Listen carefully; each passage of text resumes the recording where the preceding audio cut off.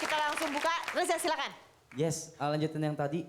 Kalau keputusan anak atau pilihan anak tidak sesuai sama yang diinginkan oleh orang tua, which is kalian, apa yang akan kalian lakukan? Mungkin langsung aja, langsung ke Mbak Devi atau Kapten? Devi. Mbak Devi. Oke, actually pernah sesuatu saat anak melakukan sesuatu yang menginginkan sesuatu yang anak saya tertua, yang saya tidak terlalu suka ya.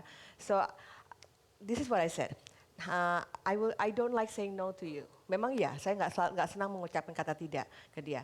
But what you're asking is difficult for me. Berat buat mama.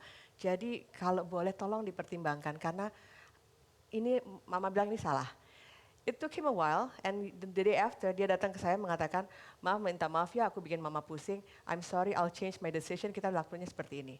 Thank you. Is that gonna make you happy? Yes." Kalau kata adiknya, Mama melakukan reverse psychology ya. But the point is, keputusan dia bisa saja berbeda dengan keputusan kita. Iya. Yang perlu saya lakukan sama dengan pada saat anak buah di kantor menyampaikan sesuatu yang mungkin tidak sejalan dengan kita. Is we listen to them. Ya, kalaupun kita berkeberatan, saya menyampaikan saya keberatan. The minute anak saya umur 17 tahun, dia legally independent. So I have to respect their wishes.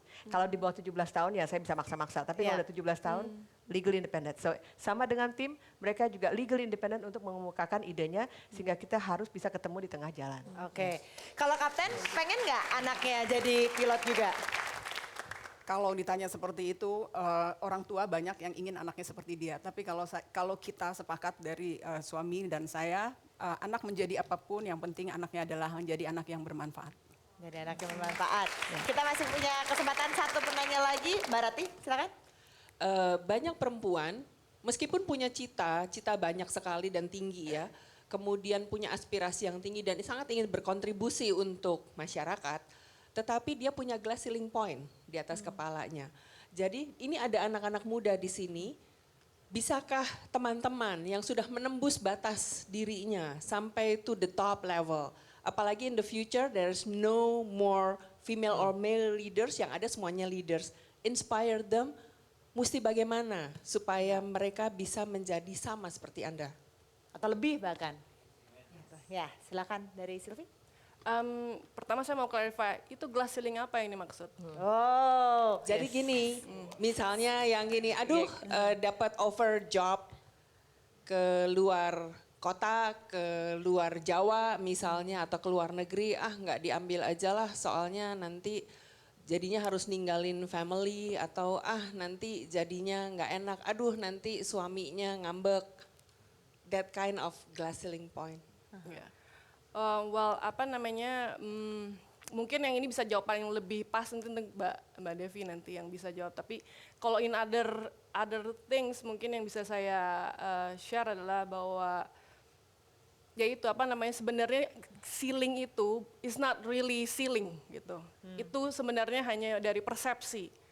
Itu buatan manusia juga gitu. It's not a real, bukan batasan yang fisik yang membuat kita tuh tidak bisa lewati. Actually it's a psychological. It's a psychological thing. Yeah. So again we need to remind gitu diri kita sendiri, dan saya harap juga dari teman-teman yang teman-teman milenial atau anak-anak muda sekarang itu bahwa to remember nggak ada batasan. Ya, bahwa you can do whatever that you want to do, you can be who you are, and then do your best gitu. Karena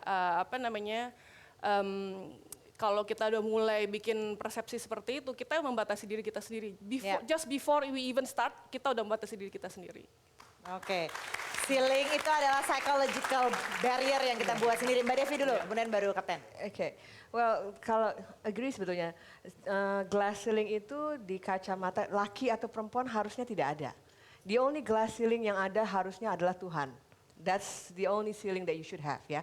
Nah dalam konteks berkembang, ini yang saya sampaikan juga bukan hanya kepada anak-anak saya tapi juga kepada tim dan biasanya saya kalau engage dengan teman-teman. First of all, there is no box. So don't ever think kalau ada batasan kotak ini, kotak itu, no, there is no box. Kedua, when you look at somebody that's potential your boss atau potential you're gonna be your teacher, believe there is no gap. Orang itu manusia, ini juga manusia. So ada kelemahan, kelebihannya, dan ada kemungkinan untuk berkomunikasi. Yang ketiga, always never run out of ideas and always be creative. Jadi carilah ide seluas-luasnya. Karena you never know, dan ide itu nggak mesti nunggu di dalam kelas, ya. Dan yang paling penting, be yourself. Gitu loh. Don't try to be somebody else. Jangan terlalu berpikir, ini aku harus menyenangkan guruku atau bosku. No, that means you lose the whole purpose. Yeah. And the final, karena again saya perempuan, remember that everyone in your surrounding is your family. Saya 8 jam di kantor, berarti yang duduk depan saya sama kentalnya dengan keluarga saya di rumah. So again, it's always about family, and Indonesia kental dan dengan kultur budaya kekeluargaan. Baik. Kapten? Wow. Ya, saya bingung mau nambahin apa aja, tapi kalau mungkin yang bisa saya tambahkan dari kedua narasumber sebelumnya itu sangat bagus sekali. Jadi yang pertama, kembali lagi tadi yang disebutkan dari saya, yang pertama adalah niatnya dulu. Niatnya itu harus timbul dari diri kita sendiri.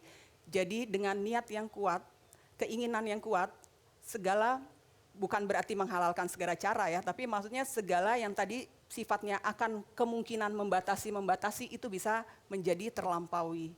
Lalu yang diikuti selanjutnya adalah segala keputusan harus dipertimbangkan baik dan buruknya.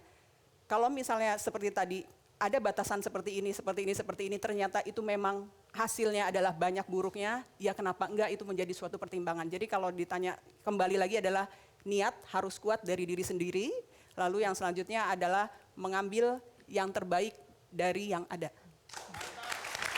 Mantap. Dan saatnya kita dengarkan epilog dari Kang Maman Suherman.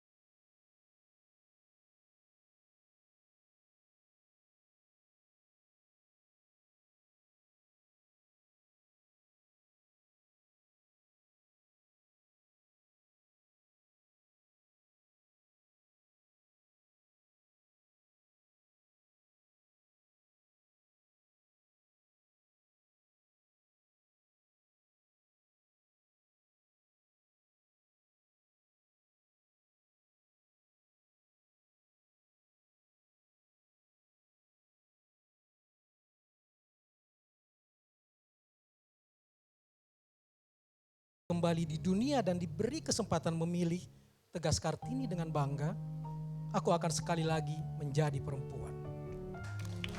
Terima kasih banyak Sylvia, Kapten Ida, Mbak Devi sudah hadir bersama kami di sini, dan terima kasih para panelis. Kita akan kembali lagi minggu depan di jam yang sama. Silakan.